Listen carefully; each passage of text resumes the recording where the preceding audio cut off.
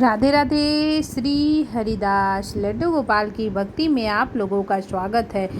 इस बार पद्या एकादशी यानी कि परिवर्तनी एकादशी 2023 कब है, लड्डू गोपाल की सेवा कैसे करें और इसका इतना महत्व क्यों है, यदि हम किसी फल की प्राप्ति चाहते हैं, मनोकामना पूर्ण करना चाहते हैं तो इस व्रत को किस प्रकार करें, संपूर्ण जानकारी आज मैं आप लोग को बताने वाली हूँ।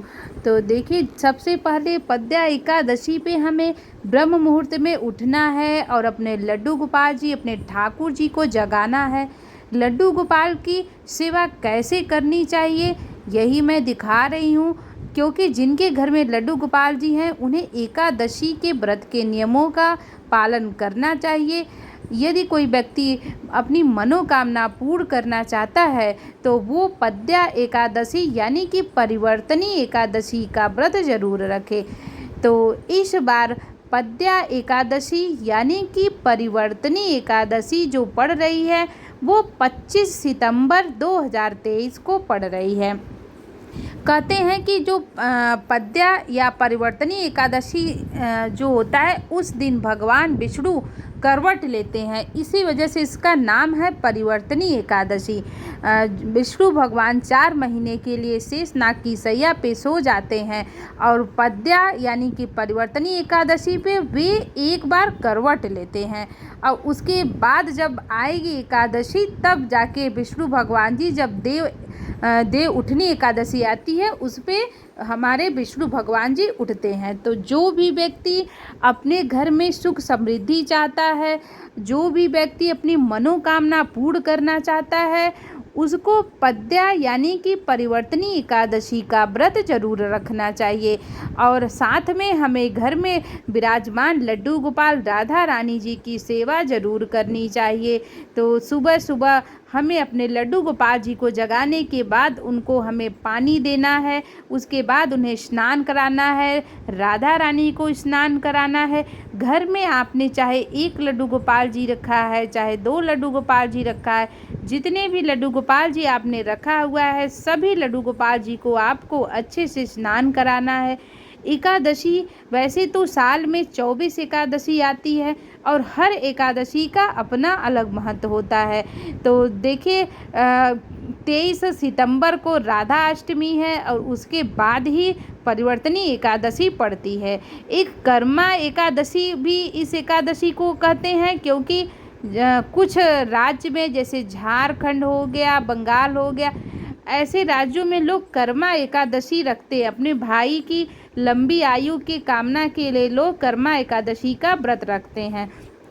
तो इसे पद्या एकादशी, कर्मा एकादशी, परिवर्तनी एकादशी भी कहा जाता है।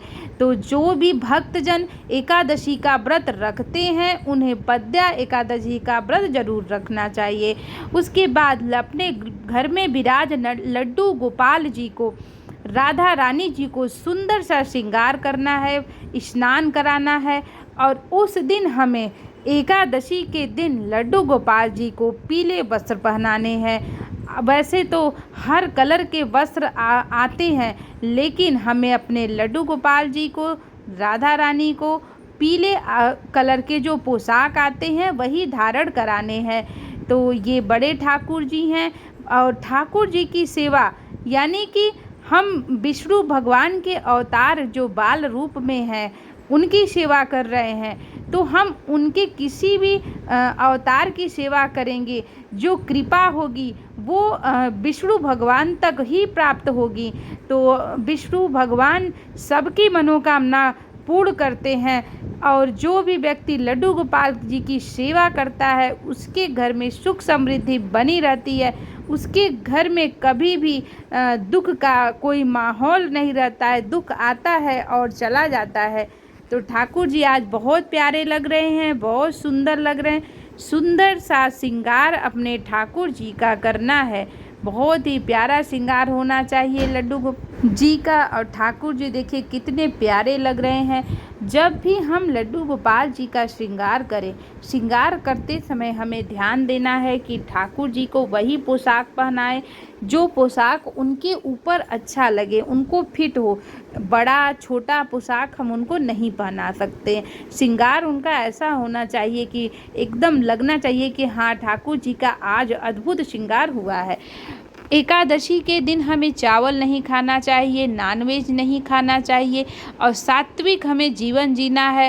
तामसिक भोजन का उस दिन परहेज करना चाहिए। एक दिन यदि हम सनातन धर्म को मानते हैं, यदि हम लड्डू गोपाल जी की सेवा कर रहे हैं, तो हमें एक दिन तो इन सब चीज़ों का परहेज करना ही पड़ेगा।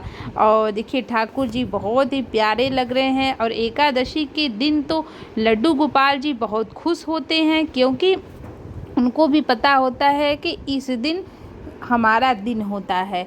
तो कर्मा एकादशी जो है, परिवर्तनी एकादशी जो है, वो उसका बहुत ही शुभ संयोग बन रहा है। तो आप लोग 25 सितंबर को परिवर्तनी एकादशी का व्रत रखेंगे।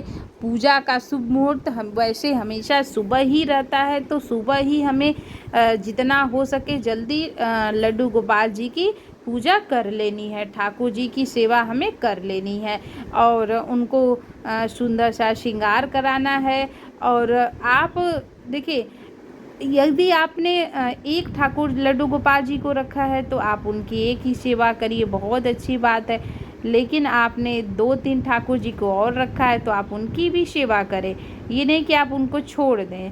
अब उस दिन हमें खुद पीले वस्त्र पहनने हैं, यानी कि जिस दिन एकादशी होगी उस दिन हमें पीले वस्त्र पहनने हैं और अपने सभी लड्डू गोपाल जी को भी पीले वस्त्र पहनाने हैं। ये हैं हमारे श्याम बड़ वाले लड्डू गोपाल जी। तो जितने भी लड्डू गोपाल जी हैं, सभी ठाकुर जी को हमें पोशाक, सुंदर सा पोशाक पहनाना है, उनका श्रृंगार करना है। और श्रृंगार करते समय हमें ये चीज़ का ध्यान रखना पड़ेगा कि ठाकुर जी को किसी प्रकार से चोट न लगे।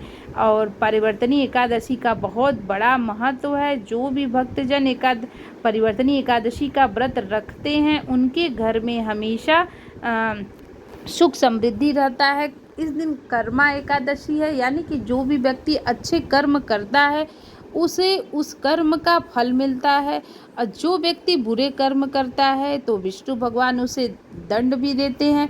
तो हमें उस दिन अच्छे कर्म करने हैं। अच्छा कर्म मतलब होता है अपनी जो दिनचर्या में अच्छा काम है वो करना। तो आप जो भी अच्छे काम करते हैं वो आप अच्छे काम उस दिन ज़रूर करें।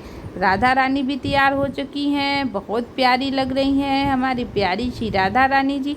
तो हमें ऐसे ही अपने सभी ठाकुर जी की सेवा बहुत ही सच्चे दिल से करनी है।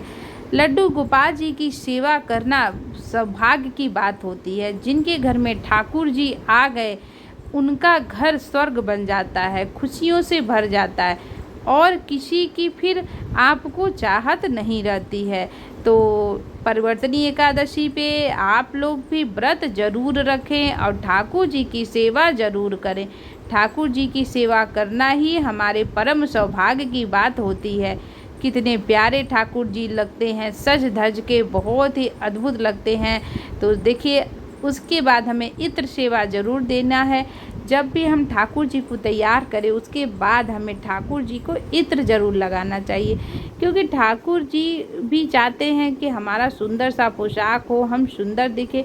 जैसे हम चाहते हैं वैसे लड्डू गोपाल भी चाहते हैं। तो वो हमारे बालक हैं, तो हमें बाल रूप में ही उनकी सेवा करनी है। उनको आईना दिखाना है कि देख लो ठाकुर जी, जो मैंने आपका श्रृंगार किया है वो श्रृंगार कैसा है और आप कैसे लग रहे हो। उसके बाद आपको भोग लगाना है। भोग में आप आपके जैसे ड्राई फ्रूट्स हो गया, मिश्री हो गया, फल हो गया, दूध हो गया, इन सब चीज़ों का अपने ठाकुर जी को भोग लगाना है। तो अभी दूध का भी मैं भोग लगाऊंगी, उसके बाद हलवा बना के भोग लगाऊंगी दोपहर में। तो आप हलवे का भी भोग लगा सकते हैं और ठाकुर जी को बोलना है, हे ठाकुर जी, जो भी मैंने भोग लगाया है उस भोग को आप स्वीकार करो। उसके बाद ठाकुर जी की आरती करनी है, सभी लड्डू गोपाल जी की, राधा रानी जी की। और उसके बाद हमें प्रणाम करना है। जाने अनजाने में जो भी गलती हो जाए उसका क्षमा मांगना है। तो वीडियो कैसा लगा हमें ज़रूर बताइएगा और कमेंट में राधे राधे ज़रूर लिखिएगा। और एकादशी का व्रत आप लोग कैसे रखते हैं हमें ज़रूर बताइएगा। राधे राधे। श्री हरिदास, श्री कुंज बिहारी।